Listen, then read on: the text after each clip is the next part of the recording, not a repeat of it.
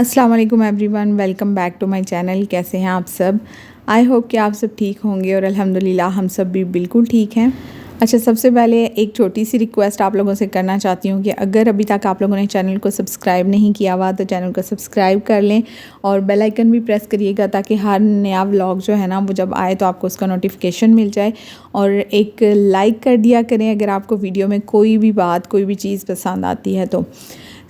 आज के ब्लॉग में ना मैं आपसे शेयर करने वाली हूँ हमारी जो छुट्टियों की रूटीन थी ना वो, क्योंकि मैंने ये सारे व्लॉग जो है ना वो हमारी छुट्टियों की रूटीन की, हम लोगों ने छुट्टियों में क्या क्या किया, ये सारा कुछ मैंने जो है ना वो शूट किया हुआ था, व्लॉग बनाए हुए थे।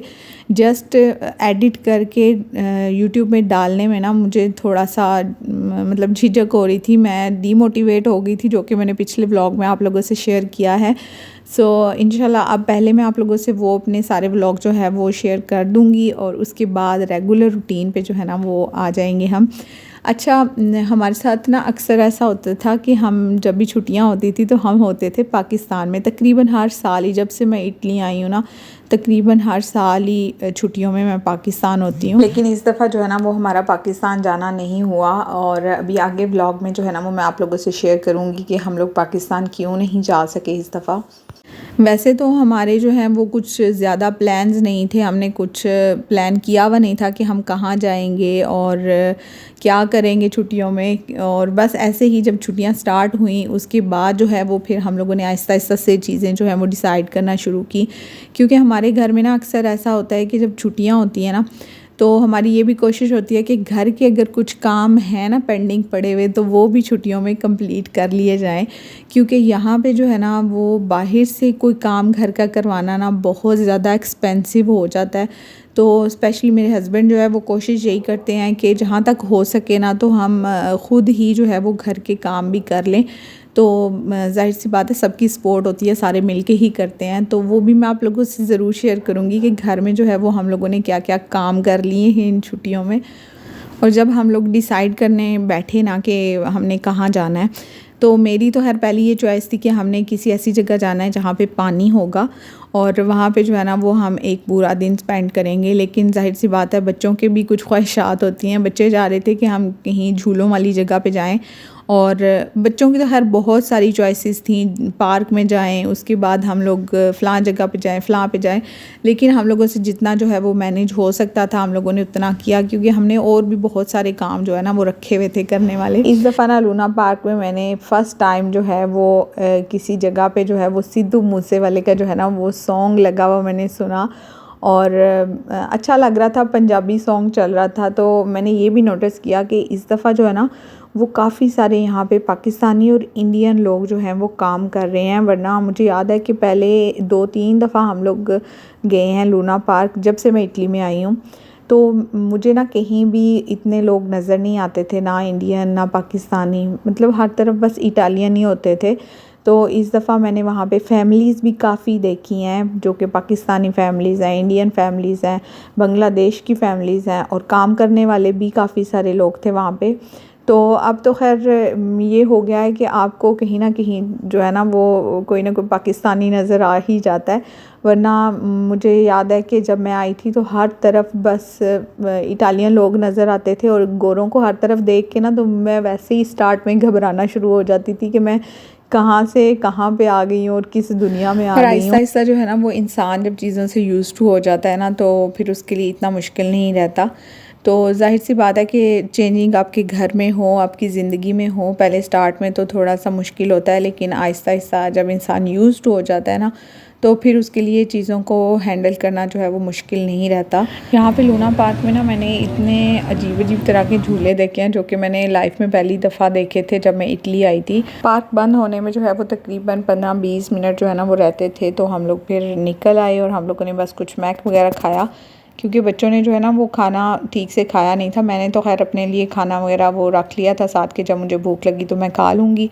लेकिन बच्चे जो है ना वो जब झूले देख के उनको बिल्कुल भी नहीं था कि हमने कुछ खाना है। लेकिन जैसे ही हम लोगों ने बोला कि अब घर वापस जाना है तो उस टाइम जो है वो उनको भूख लग गई और उसके बाद फिर हम लोगों ने मैक खाया। देन हम लोग जो है वो घर वापस आ गए थे। अच्छा, हमारी जो नेक्स्ट डेस्टिनेशन थी ना वो भी हमारी कोई प्री प्लान नहीं थी। मतलब मैं जैसे कि मैंने आपको बताया कि हमने कुछ भी जो है वो छुट्टियों का प्लान नहीं किया हुआ था। जस्ट हमने ये प्लान किया हुआ था कि हमने छुट्टियों में घर के ये काम कंप्लीट करने हैं। घूमने के लिए हमने कहाँ कहाँ जाना है ये हमने कुछ भी डिसाइड नहीं किया हुआ था। वो बस साथ साथ ही जो है ना वो हम लोग सोच के डिसाइड कर रहे थे कि यहाँ चलते हैं यहाँ चलते हैं, क्योंकि हम लोगों ने कहीं भी स्टे के लिए नहीं जाना था। हम लोगों ने जहाँ भी जाना था बस हम लोगों ने सुबह जाना था और शाम को वापस आना था। तो इस वजह से जो है वो हम लोग बस मशवरा ले रहे थे एक दूसरे से। तो फिर प्लान बना हमारा लागो पे जाने का। और लागो जो है ना इसका नाम है लागो दल फाते, जहाँ पे हम लोग जा रहे थे। और परियों की झील जिसे कहते हैं उर्दू में अगर हम इसको ट्रांसलेट करें तो।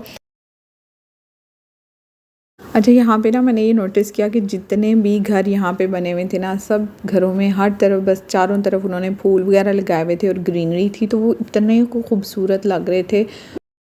अच्छा, हम लोग ना गूगल मैप को फॉलो करके तो वहाँ तक पहुँचे थे और उसके पे ना रास्ते में ये बताया जा रहा था कि तकरीबन 2 या 3 मिनट ही हमें पैदल चलना पड़ेगा। लेकिन जब हम लोग वहाँ पे पहुँचे तब हमें पता चला कि यहाँ पे हमने 2-3 मिनट नहीं, हमने ज़्यादा टाइम जो है वो पैदल भी चलना है। तो खैर मैं तो शुक्र है कि शूज़ पहन के गई थी, जिसकी वजह से चलने में जो है ना वो इतनी प्रॉब्लम नहीं होती। तो गाड़ी हम लोगों ने खड़ी कर दी और वहाँ पे पार्किंग जो थी ना वो भी पेमेंट वाली थी कि पेमेंट करके तो आप यहाँ पे पार्किंग लगा सकते हैं। 1 घंटा लगाएं, 2 घंटे लगाएं, सारा दिन के लिए लगाएं, लेकिन हर घंटे का उन्होंने जो है वो रखा हुआ होता है एक अमाउंट कि हमने उतना पे करना होता है। देन हम लोगों ने गाड़ी पार्क लगाई। उसके बाद थैंक गॉड कि हमारे पास इतना सामान वगैरह नहीं था, बस खाने के लिए था। और उसके अलावा बच्चों ने अपने अपने बैग में एक एक्स्ट्रा ड्रेस, कुछ स्नैक्स और बस खिलौने रखे हुए थे।